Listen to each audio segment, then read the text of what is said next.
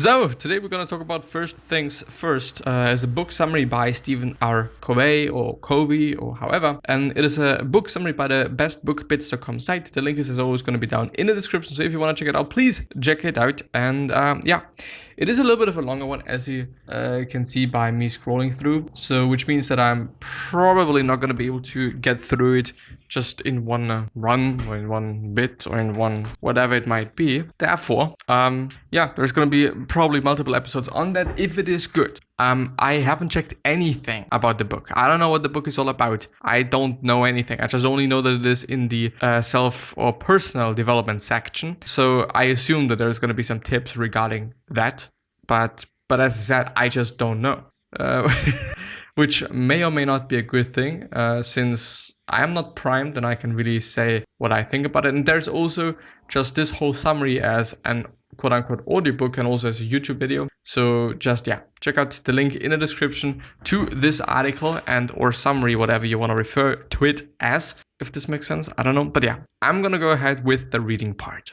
From the author that brought you the New York Times bestseller, The 7 Habits of Highly Effective People, comes a guide to prioritizing your personal and professional goals.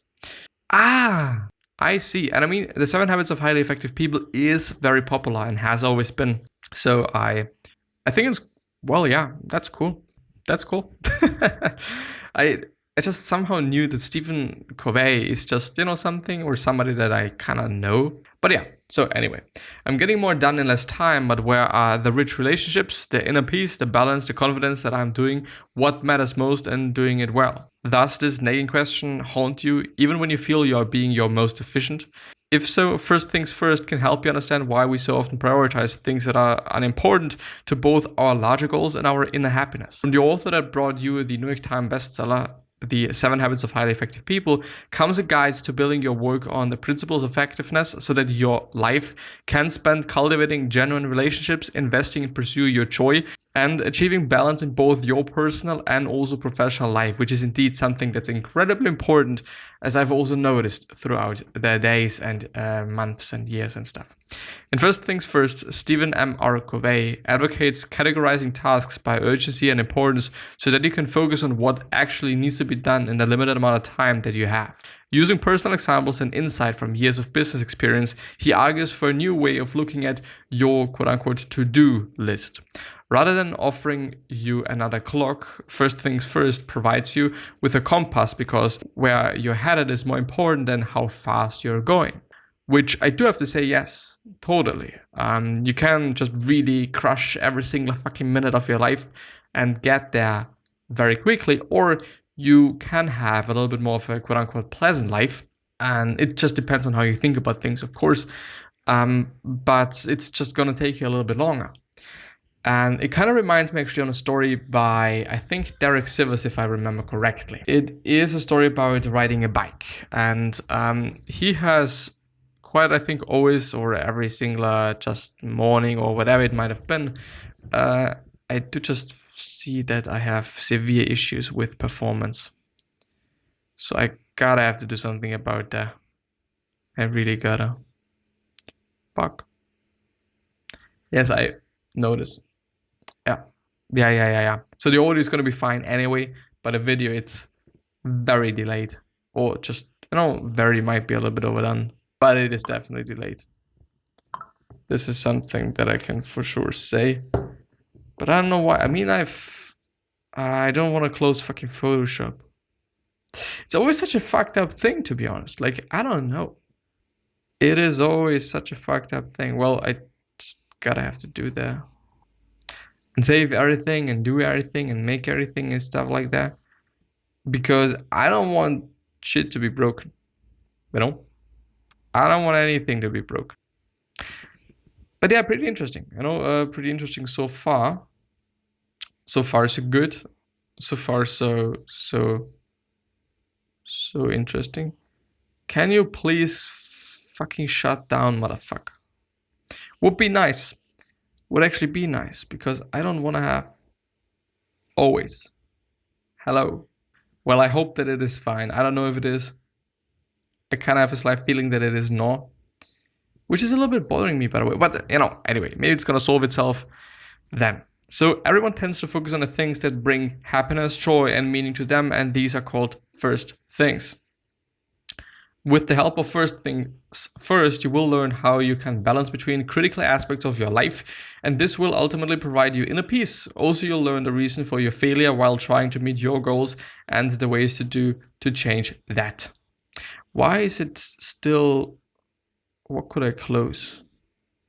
What could I shut down? Well, I could actually shut down this thing, since it's like... Maybe this is gonna do good. Well, anyway. When you do things as quickly as possible, that doesn't mean you have a meaningful life. First, you need to do first things. Let's imagine a fairy who gives you the opportunity to do everything 20% faster. Would you accept? Yes, I would. Although most people probably accept it, could they really solve their problems with this? Many of us would accept the offer because it is our first goal to do many things as quickly as possible. This seems like the best way for time management, but it isn't. Unfortunately, making to-do lists and crossing off items as we achieve them, I guess, is just a myth which came from self-help books. This kind of thought always allows us to focus only on one side, your commitments, objectives, and routines, the things we can call the clock of our lives. On the other hand, it distracts us from values, principles, and conscience, which mean the compass of our life. In fact, living a meaningful life is about using the compass of your life to describe the first things that have a long-lasting and positive effect on your happiness, rather than distracting or extracting something from the list. Most people describe the first things as their personal relationships with family and friends. Have you ever heard of anyone looking back and wishing they spent more time in the office? As an example, think that you have a good career and work hard for your company so you earn a top salary, but your age is too old to have children. If your dream is to have a family and you're too late now, your career wasn't really your first things. As long as you are not aware of your first thing, you can make decisions that make you happy in the long run. To conclude, rejecting the fairy's offer seems like a better decision. Instead, you can try to find your first things to give meaning to your life by making those things your priority. And I don't know, I do get the whole point. I mean, I have to say, I've been spending just so much time in front of my computer because of the podcast and because of everything that I'm doing. Maybe I'm actually going to regret that someday. Maybe someday I'm going to be like, well, I could have done so much with my friends, and I could have done so much with somebody, and I could have traveled, I could have done this, I could have done that. But in fact, I don't know. We just make decisions quite. And it is something that Gary Vee is really big on, that we don't know. We don't know what this and that and these and those is going to lead to in 20 years. We just don't know. We make decisions based on what we know now at this fucking point of time. Maybe just 20 seconds afterwards, we are going to be I don't know, we might be knowing more. This could be the case. But I mean, decisions are just, we're doing this at one upon a time. We don't know what's going to be in the future, and we don't know what has been in the past. At least, we know what's been in the past, but we didn't know what is going to be in the future in the past, if you know what I mean. We are always doing decisions, and we are always taking decisions and making decisions, and but we just don't know the outcome. We can't know. And as long as you are alive, you have probably just done or made some pretty good decisions, because I don't know. You could have been dead by now. You could. I could have been dead by now, just very easily indeed. And, but by the sake of something, I am not. I don't know. Focusing on important things rather than urgent ones gives you more. While making daily schedules, people tend to separate as urgent and important ones, such as going to work or visiting family. Unfortunately, the quote-unquote urgent and quote-unquote important things in our lives are not the same. So when we have to choose one of them, we usually go towards the urgent tasks rather than important tasks. There are several reasons. For instance, in Western societies, the urgency represents a status that a stressful person who has too much work becomes more important for us. In contrast, if a person does not seem stressful, they tend to defend themselves to be perceived as significant.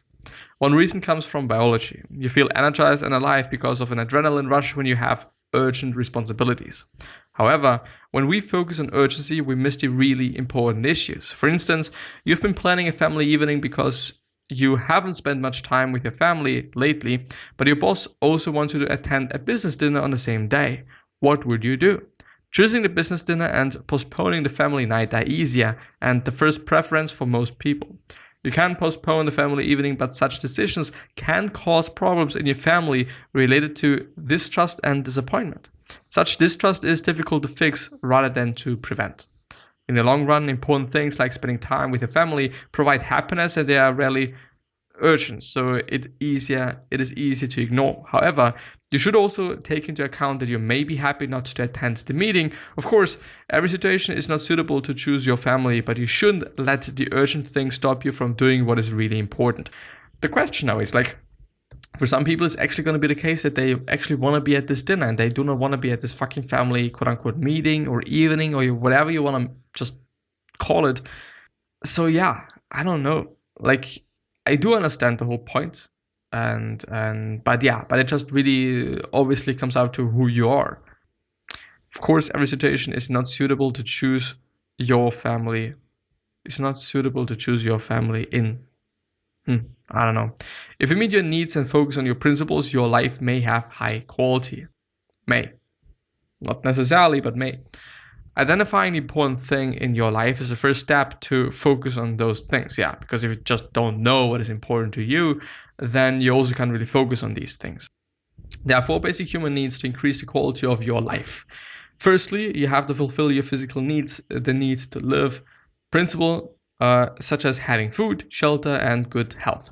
This is basically going to be about the Maslow's pyramid of need. And if you Google it, you'll just know what I mean. And yeah, on the very bottom, we have shelter. We have all these physical things as well as sex, as far as I remember, and food and water or just something to drink. And all of these things, and on the very just top things, we're going to have self-fulfillment stuff and just being quite happy with yourself, because first of all, you need those basic things so that you can actually get to the high things. Because if you're fucking hungry and fucked and thirsty, then you're probably not going to really be thinking about those high tier and high top things unless you're used to it, just meaning intermittent fasting. But if you're just really, if you're really drained in energy due to you fasting or something else, then I don't know. You're probably not going to be that ambitious about your fucking business or company. If, as I said, it is not about just something that you're used to. Secondly, you should have the need to learn. Mentally means that being intellectually stimulated. Thirdly, it is a social principle and represents your need to love by having people you trust and care for. Finally, you have to fulfill your spirituality, need to leave a legacy by having a sense of purpose in life. Which I guess is actually kind of one of the most important things there. But anyway, if these needs are not met, we experience stress, anxiety, or fear instead of happiness. For example, consider the difference between a homeless or lonely person and a healthy person with a meaningful purpose. The quality of life, whether it is low or high, depends on fulfilling these needs. Of course, and it is a cliche example, I guess. There's going to be some people that are having lots and lots of fucking money, but they're still not fulfilled and they're still not happy because they haven't checked those boxes. Quite.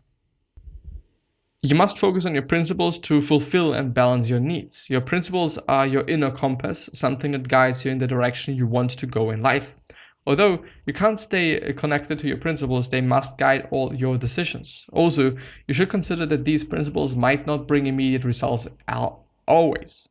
For instance, you are a couch potato, but you want to be a marathon runner. You should follow your principles of dedication and good health for a long time, and you have to exercise and change your diet.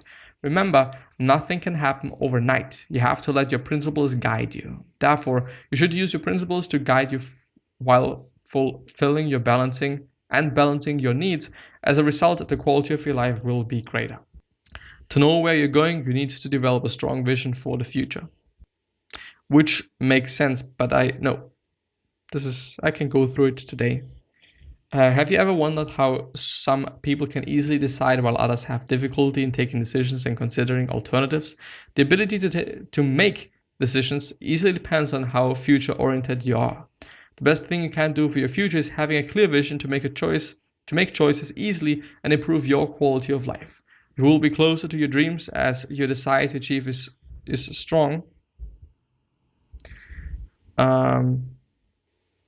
And as you don't prefer negative feelings such as fear or doubt. For instance, Getty's life was driven by his vision of having an egalitarian society. He was a shy and nervous lawyer when he had to speak with the public before devoting himself to that goal. However, his social anxiety disappeared thanks to his desire to follow his dreams and vision.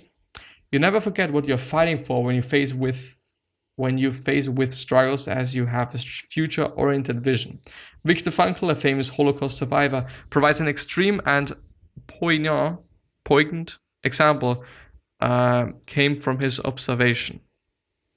The Holocaust survivors' common characteristic was their sense of purpose for the future rather than their health, intelligence, or family. He noted that, quote-unquote, they had a mission to perform some important work left to do. That desire gave them the strength to move on. So how do you develop a strong vision for the future? A good way is to write a personal mission statement for yourself. When you imagine yourself on your 80th birthday, what do you see? A big family or a successful business? What have you achieved by then? You can imagine what you want to achieve in your future to find the goals you need to focus on in your future. Want to know what you want to achieve? Start taking steps for it and don't waste your time with short-term unrelated concerns. You know what you want, so go ahead.